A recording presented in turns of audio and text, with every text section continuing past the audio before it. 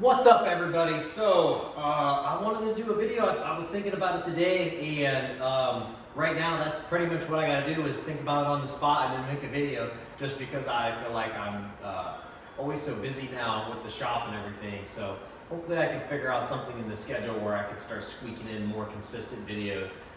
So those of you that are already subscribed, I really appreciate it, because I know I'm not the greatest at making the videos consistent. They're not edited, as I always say, or anything like that, not fancy.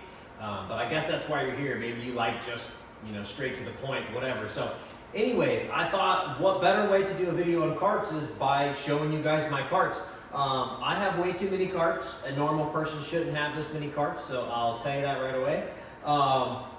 Technically, this one was just a personal purchase. I didn't really need it. But I do use it, so I do use it for the shop and stuff. So these are hard to find. They don't make them anymore, so that's why I have this. So technically, I only have 3 carts, and that's my diagnostic cart. So obviously, that holds a specific purpose. And this was moved over towards my main box to be used as additional storage, because it was like, I forget, I quoted out a Epic toolbox and the whole gambit, power lockers, basically everything. And I just didn't really want to spend that money and put that kind of stress in the business right now, because I don't do payments. I pay stuff off, so I would have just paid the entire box off right off the front, and I didn't want to, like I said, put that kind of pressure on the business. It's just pointless to do. So anyway, I put this over next to my other box of storage, and then got a maximizer. If you saw those videos, you can go back and check those out. I ended up selling the maximizer for multiple reasons and got this cart.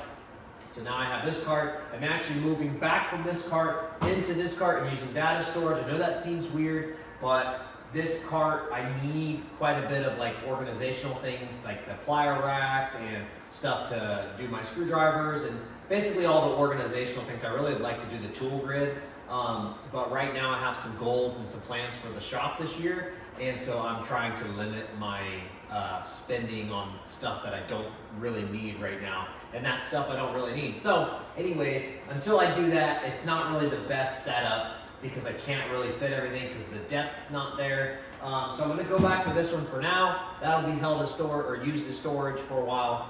So yeah, that's kind of the story on that. But anyways, I've kind of got the whole gambit here of what options there are, and I actually took some notes of different pricing and stuff. I know I normally don't get into pricing and specifics, but I thought this would be one of those videos that I would, just because there's a lot of guys new into the industry, and they might be doing some research, looking up some things, trying to figure out. And I want to help any new tool guy or any new mechanic or anybody in the industry of buying tool carts. So it might not be a mechanic, they might be a machinist or an airplane tech or whatever. There's multiple different professions where you use a toolbox and tools. You're just not working in the actual automotive industry.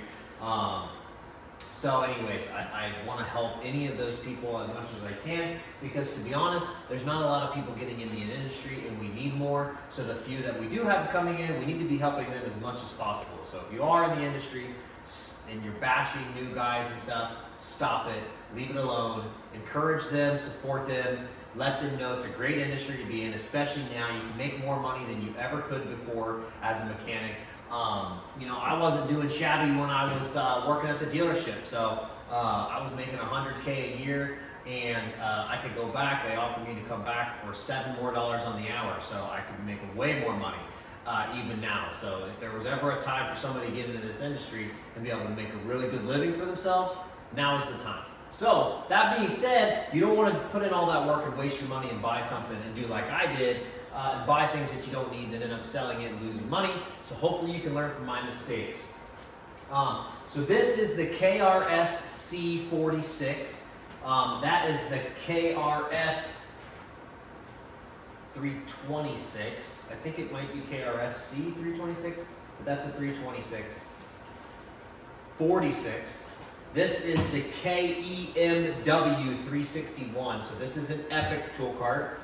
And those are the smaller, I guess they would be considered classic tool carts, I guess, I don't know. And then this is an old Epic tool cart that they don't make anymore, it's discontinued. So this one here is 20 inches deep, excuse me, 40 inches wide and 46 inches high. It has a total cubic inches of storage of 20,783 cubic inches. So if you're looking at tool storage, cubic inches is what you want to look at, because that's the flat surface of the area that it'll store. This one here is 30 inches deep, 37 inches wide, 42 inches high, and it has a total of 18,136 cubic inches. Where the difference is and why that one has more is because of the top. It has that top storage. This obviously has a work top, stainless steel top, so you miss out on that storage up there. But I like this one because of the depth, and the width is almost as wide as that. So you still get that same width of storage, but you get more depth, so you can actually store more in the drawers, which I really like about this. I didn't do this one because they don't make it anymore, and I'm not going to bore you guys with that because you can't buy them anymore unless you find them used like I did. This one is 20.5 inches deep, 32 and 11/16 inches wide, and 46 inches high, and it has a total cubic inches of storage of 16,847. This one's a little different because it's got this big drawer, so it's actually less. This is the Diagnostic Cart. Technically, you can't buy this cart by itself. You have to buy, now would be a Zeus or a Veris Edge, and then you get the cart in like the package deal or whatever.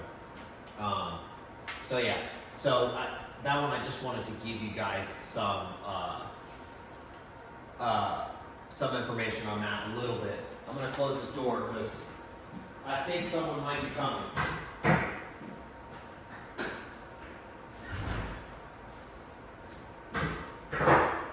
Sorry, I won't edit that out, and that'll be in the video, and I apologize, but I'm doing this video. It's the third time I've tried it, and I've been interrupted 3 times, so I'm just going to lock the door so that way nobody can come in and interrupt. And I want to get it done. So, the KRS C46, that one there, has an MSRP of $21.05. This one is $18.45, so $1,845. This one, the mobile workstation, so this is the Epic mobile workstation, $4,540. Now the Sidekick, which I don't have here, but it's the bigger version of this, so it's taller and has a flip top. That one is the KEMN, as in November 361, and it's 30 inches deep, 37 inches wide, and 48 inches tall, so 6 inches taller than this one. And it has a total cubic storage. I don't know why I keep messing that up. Total storage of cubic inches of 26,125 inches. So that's a ton of storage in that Sidekick, but it comes at a price, $6,200. Now, I always tell people you never pay full price for storage. I might pan over and show you guys my Master Series box. I did not pay full price for this. I didn't pay full price for that, although I didn't get a ton off on that. I did pay full price for that. I actually paid more for that because I did buy that separately, but my dealer worked the deal. So like I said, technically you can't buy that, but he worked it out. But I did pay a lot for that box, and that one don't matter. So anyways, I kind of wanted to compare it to the Matco 2S because that's kind of a newer box. It's got a really good entry point price range on it.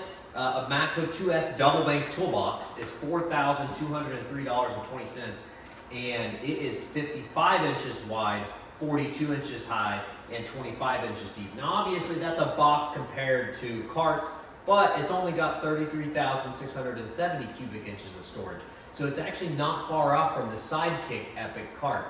So the reason I mention that is because a lot of guys that are getting into the industry, especially when I was at a dealer, they'd come and see my box, they'd see my tool cart, and they're like, oh man, I want to get a cart in a box like that. And I'm like, just slow down. I started off in the industry with a Craftsman toolbox back when Craftsman was actually good.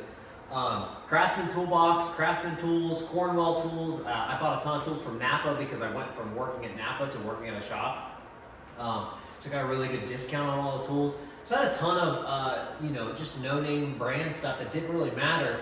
And that's how I started off in the industry. And so I always warn them, don't get toolbox envy, don't get tool envy. Start off slow, pay cash for everything that you can. I would prefer everybody pay cash for everything, but I know not everybody's going to do that. You're going to do you. So all my stuff's paid for in cash. That's how I've done all of my tools. That's how I'll continue to do all of my tools.